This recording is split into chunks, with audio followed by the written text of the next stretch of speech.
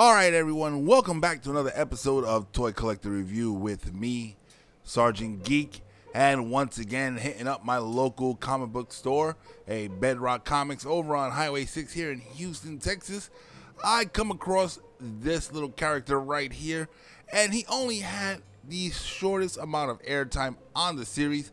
This here is the Decepticon version of Mirage, and this is from that one scene where he actually camouflaged himself to look like a Decepticon and it kind of backfired. This is like the Boba Fett of the Transformers universe, because just like Boba Fett in Star Wars had the smallest amount of airtime and became one of the most popular characters in the Star Wars series, I feel this is somewhat of the same here with this guy, because he only had a short amount of airtime, yet he got his own figure. Could be Hasbro was just trying to make some extra money off the idea, or just repurpose the mold. Whichever it is, I'm glad I was able to get him. Looks pretty cool. Once again, I don't have the box that he came in because they don't have it, because it was a secondhand figure. So let's go ahead and let's dive right into this figure right here. So let's go ahead and get a closer look at this figure right here. Once again, a really good job on the head sculpt. If my camera can zoom in, there we go. I like the color scheme of it. He's got the bluish and purple and the gray and the big Decepticon logo on the front. Very nicely done. It looks really good. As you can see here, like all the figures in this toy line, lots of detail to them, which is really great. Here you go. You can see some of the little kibbling in the back of the legs there. Not a big issue for me, as the way he transforms and what he transforms into, you kind of expect it there, so I'm not too disappointed with it. Now for articulation, his head is on a swivel, so he can't look left, he can't look right, can't look up or down.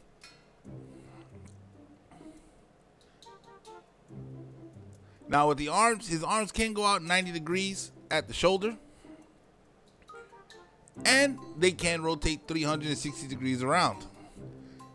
At the elbow, he can go 90 degrees there, and he does have a bicep rotation. Now he doesn't have any wrist rotation at all, but totally understandable.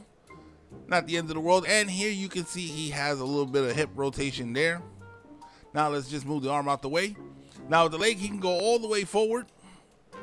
Now for some reason on mine, that kibbling in the back doesn't really stay up too much, so it is a little troublesome for me. I don't know if everybody else is having that problem with this figure. Perhaps mine, because he's loose.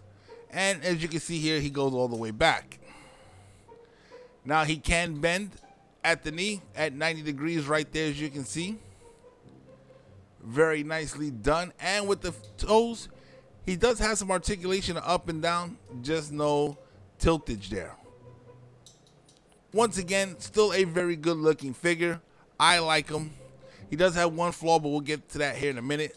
Now he does come with some accessories, as per all the Transformers in this series. Here he goes with his rocket launcher. Now I'm not sure if you're supposed to, but I like to put it as a G1 style and mount it on the top there.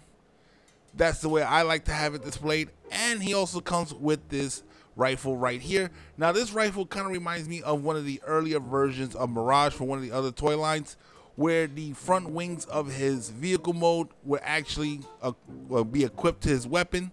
They didn't do that here, but they kind of did a reference to it in his weapon, which is pretty cool. I like that. But once again, this is a very nice figure, stands on its own, not too much difficulty posing him, really cool. So guys, let's do a quick comparison of this figure with some other ones right now. Alright guys, so here we have Evil Decepticon Mirage. Let's compare it to one of my other figures. Here we have Deep Cover. Looks really good together. Now next we have Prowl, two Decepticons together. Once again, looking really nice. Alright guys, so that's about it. Let's go ahead, let's transform him, and let's check out his alt mode. The Transformers will return after these messages. Decepticons are attacking our launch site. Where's Prime? He's on Cybertron. It's up to you, Ultra Magnus. Autobots, transform and mount up. When Ultra Magnus rolls into action, he takes on Decepticons like no one else. Meet Ultra Ultra Magnus. As car carrier, he can transport 4 Autobots into battle. But once there, he transforms into my powerful Autobot commander. Transformers. The Transformers, each sold separately from Hasbro. We now return to the Transformers. Alright guys, so here we have the Decepticon Mirage's alt mode. As you can see, it is a weird Formula 1 race car, which is his G1 alt mode. But this one is a little bit different. He's got a canopy driver's seat, some large intakes over it. And there's one little thing in it, part of this transformation, that's a little bit confusing. So we're going to go into that right now. Let's go ahead and get a closer look.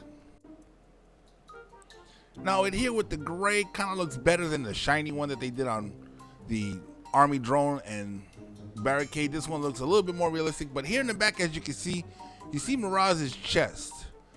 Now I don't know if they wanted this to depict the front of the vehicle mode or not, but if they did, I would have think they would have put a Decepticon logo on the front of his alt mode, which they didn't do. So I don't think it's supposed to be the front of his alt mode.